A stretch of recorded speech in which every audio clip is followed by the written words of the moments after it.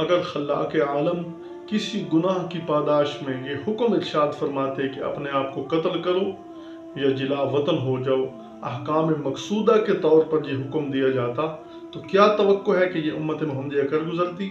اللہ وکفا والصلاة والسلام علی سیدنا محمد المصطفیٰ واحمد المجتبی وعلى آلہ الاتقیاء واصحابہ الاسفیاء، اما بعد فاعوذ باللہ من الشیطان الرجیم، بسم اللہ الرحمن الرحیم۔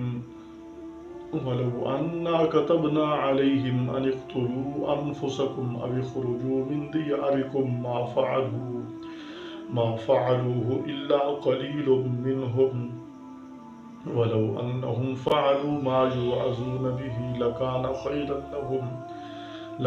خَيْرًا لَّهُمْ وَأَشَدَّ تَثْبِيتًا وَإِذًا لَّآتَيْنَاهُم مِّن لَّدُنَّا أَجْرًا عَظِيمًا وَلَهَدَيْنَاهُمْ صِرَاطًا مُّسْتَقِيمًا۔ صدق اللہ العظیم۔ سورۃ النساء کی آیت نمبر 66 اور 67 اور 68، یہ 3 آیات پڑھنے کی سعادت حاصل کی ہے۔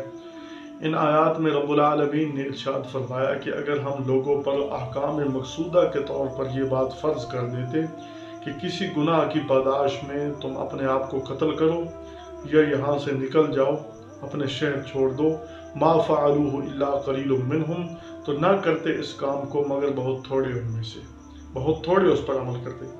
وَلَوْ أَنَّهُمْ فَعَلُوا مَا يُوعَظُونَ بِهِ، اور اگر کریں وہ جس کی نصیحت کی گئی ہے، لَكَانَ خَيْرًا لَّهُمْ، ان کے حق میں بہت بہتر ہوتا، وَأَشَدَّ تَثْبِيتًا، اور دین کے معاملے میں زیادہ ثابت رکھنے والا ہوتا۔ احکام اس امت کو نہیں دیے گئے، اس امت پر اللہ کا خصوصی احسان ہے کہ ان کو احکام شاقہ، مشکل احکام نہیں دیے گئے، ورنہ پہلی امتیں جیسے بنی اسرائیل، ان کو اپنے آپ کو قتل کرنے کا حکم دیا گیا۔ جب انہوں نے بچڑے کی عبادت کی، ان کو حکم دیا گیا کہ اپنے آپ کو قتل کرو، 70,000 آدمی انہوں نے مار ڈالے، تب ان کی جا کر توبہ قبول ہوئی۔ لیکن اللہ نے یہ فضل فرمایا کہ اس امت کو ایسے گناہ، بلکہ اس کو گناہ قرار دیا۔ اپنے آپ کو قتل کرنا، جس کو خودکشی کہتے ہیں، اس کو گناہ قرار دیا ہے۔ اسی طرح فرمایا کہ کوئی بندہ دوسرے کو ناحق قتل کرے، یہ بھی گناہ ہے، خودکشی کرنا بھی حرام ہے، اور خودکشی کی بڑی سخت سزا ہے۔ جس آدمی نے خودکشی کی، قیامت کے دن جہنم میں اس کو وہی سزا دی جائے گی جس طرح اس نے خودکشی کی۔ زہر لی، زہر کھاتا رہے گا، بلندی سے لڑک گیا، بلندی سے لٹکایا جائے گا۔ کسی آدمی نے کسی ذریعے سے خودکشی کی تو قیامت کے دن اس کو وہی سزا دی جائے گی جس کو اس نے پسند کیا تھا۔ تو احکام شاقہ نہیں دیے گئے۔ یہود کو موقع مل گیا، جیسے ہم پیچھے واقعہ پڑھ چکے ہیں۔ اس پچھلے واقعے کے اندر وہ بشر نامی منافق جو آپ صلی اللہ علیہ وسلم کے فیصلے پر راضی نہیں ہوا، عمر رضی اللہ عنہ فیصلے کرانے کے لیے چلا گیا، تو یہود کہنے لگے کہ تم کیسے مسلمان ہو کہ اپنے نبی کے فیصلے کو نہیں مانتے، حالانکہ ہم نے دیکھو اللہ کے حکم کو کیسے مانا۔ اللہ نے حکم دیا اپنے آپ کو قتل کرو، ہم اپنے آپ کو قتل کر رہے تھے، تو تم اپنے نبی کی بات نہیں مانتے۔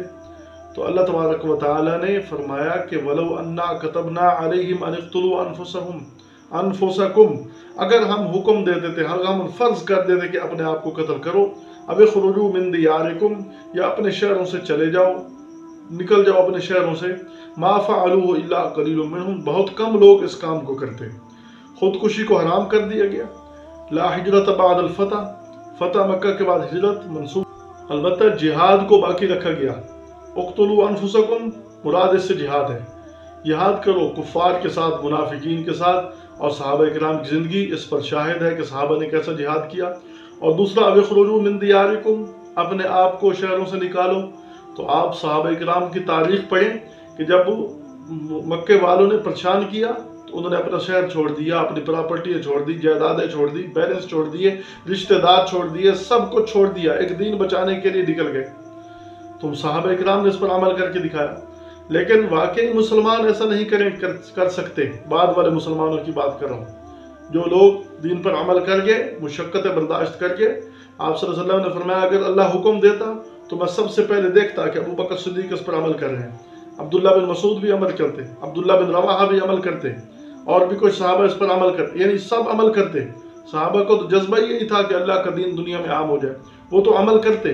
لیکن آج ہم دیکھیں، دین کی خاطر ہجرت کرنا بہت مشکل ہے۔ دین کی خاطر ہجرت کرنا، وہ تبلیغی جماعت والے کہتے ہیں 3 دن لگا لو، کوئی نہیں جاتا، بہت مشکل سے لوگ جاتے ہیں۔ کہتے ہیں 40 دن کے لیے چلے جاؤ دین کی سیکھنے کے لیے، نہیں جاتے۔ 1 سال کے لیے چلے جاؤ، 4 مہینے کے لیے چلے جاؤ، مشکل ہو جاتا ہے۔ لیکن دنیا کی خاطر بہت دور دراز تک سفر کیا جاتا ہے۔ حالانکہ حکم تو یہ ہے کہ جہاں پر آپ کو دین کا کام کرنے میں مشکل ہو وہاں سے آپ ہجرت کر لو، یہ مستحب ہے۔ لیکن ہو کیا رہا ہے کہ آج لوگ دنیا کمانے کے لیے دارالاسلام کو چھوڑ کر دارالکفر کی طرف جا رہے ہیں۔ آج لوگ دنیا کمانے کے لیے یورپی ممالک کی طرف رجوع کر رہے ہیں۔ کوئی اٹلی جا رہا ہے، کوئی فرانس جا رہا ہے، کوئی روس جا رہا ہے، کوئی امریکہ جا رہا ہے، جہاں کا نہ ماحول ٹھیک ہے نہ دین کا ماحول ہے۔ الٹا ماحول میں جا کر اللہ معاف کرے ایمان کا ہی نہ سودا ہو جائے۔ تو دنیا کے لیے تو دارالکفر کی طرف سفر کیا جا رہا ہے، لیکن دارالفسق سے دارالعمل کی طرف، دارالاسلام کی طرف سفر کرنا بہت مشکل ہو رہا ہے۔ تو اللہ تعالیٰ نے یہ احسان فرمایا کہ ہم پر یہ فرض نہیں کیا، ورنہ یہ مشکل میں پڑ جاتے۔ فرمایا وَلَوْ أَنَّهُمْ فَعَلُوا مَا يُوعَظُونَ بِهِ، اگر وہ یہ کام کر لیتے جس کی ان کو نصیحت کی گئی۔ کیا کام؟ ایمان، تقوی اختیار کرتے، آپ صلی اللہ علیہ وسلم کے فیصلے کو دل و جان سے تسلیم کرتے، لَكَانَ خَيْرًا لَهُمْ، ان کے حق میں دنیا میں بھی بہتر ہوتا اور آخرت میں بہتر ہوتا کہ اللہ کے رسول کی اتباع کی وجہ سے وہ کامیاب ہو جاتے۔ وَأَشَدَّ تَثْبِيتًا، اور زیادہ ثابت کرنے والا ہوتا ان کو دین میں، دین کے معاملے میں۔ ایمان، اعمال، ایمان اور اعمال، تقوی، ان چیزوں سے دین مضبوط ہوتا ہے۔ دین کے مضبوط کرنے کے لیے یہ کام کرنے پڑتے ہیں۔ وَأَشَدَّ تَثْبِيتًا، اور ایک حدیث پاک کے اندر فرمایا گیا کہ قیامت کے یعنی عنقریب وہ دن آئیں گے کہ دین پر عمل کرنا ایسا مشکل ہو جائے گا جیسے جلتے ہوئے انگارے کو اپنے ہاتھ کی ہتھیلی پر رکھنا مشکل ہو جاتا ہے۔ وہ زمانہ آئے گا، فسق و فجور کا زمانہ۔ آج معاف کیجئے، معذرت کے ساتھ یہ زمانہ چل رہا ہے، فسق و فجور کا زمانہ، جہاں سنت پر عمل کرنا بہت مشکل ہو گیا۔ بدعات اور رسومات اتنی عام ہو گئی ہیں کہ ان کو چھوڑا نہیں جا سکتا۔ اگر کوئی چھوڑے، برادری والے چھوڑنے نہیں دیتے، کوئی راضی نہیں ہوتا۔ آپ خوشی غمی میں دیکھ لیں کیا کیا رسومات ہو رہی ہیں، اتنا مشکل ہو گیا دین پر عمل کرنا۔ کوئی آدمی کہے میں شرعی طور پر نکاح کرتا ہوں تو اس کو لوگ بیٹھنے نہیں دیں گے۔ کوئی آدمی کہے کہ میری فوتگی ہو گئی ہے، اس نقصان پر میں شریعت کے مطابق جو ہے عمل کروں گا، برادری والے جب تک وہ چاول نہیں کھائیں گے، جب تک وہ کچھ کھائیں گے نہیں، راضی نہیں ہوں گے۔ وسیب والے، آس پاس والے، علاقے والے راضی نہیں ہوں گے۔ تو یہ وہی زمانہ چل رہا ہے کہ دین پر عمل کرنا بہت مشکل ہو گیا ہے۔ تو اللہ تعالیٰ نے فرمایا اگر وہ عمل کر لیتے اس بات پر جو میں نے نصیحت کی ہے، وہ کون سی نصیحت ہے؟ فرمایا کہ ایمان اختیار کرو، تقوی اختیار کرو، میرے نبی کی سنتوں پر عمل کرو، ان کے فیصلے کو دل و جان سے تسلیم کرو۔ فرمایا تمہارے حق میں بہتر ہے اور تمہیں دین پر ثابت قدم رہنے میں معاون اور مددگار ہوگا۔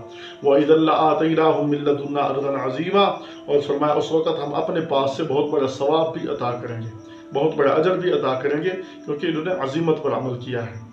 اور وَلَهَدَيْنَاهُمْ صِرَاطًا مُسْتَقِيمًا، اور ہم چلا دیں گے ان کو سیدھی راہ پر۔ جو آدمی سیدھی راہ پر چلنے کا ارادہ کرے، وَالَّذِينَ جَاهَدُوا فِينَا لَنَهْدِيَنَّهُمْ سُبُلَنَا، جو آدمی ہمارے راستے میں چلنے کی کوشش کرے گا، ہم اس کے لیے دین پر راستے چلنے کے کئی کھول دیں گے، اس کے لیے کئی راستے کھول دیں گے جس کے ساتھ اس کے لیے دین پر چلنا آسان ہو جائے گا۔ تو کوشش کرنا تو انسان کے اختیار میں ہے۔ اللہ ہمیں راہ ہدایت نصیب فرمائے، عمل کی توفیق عطا فرمائے۔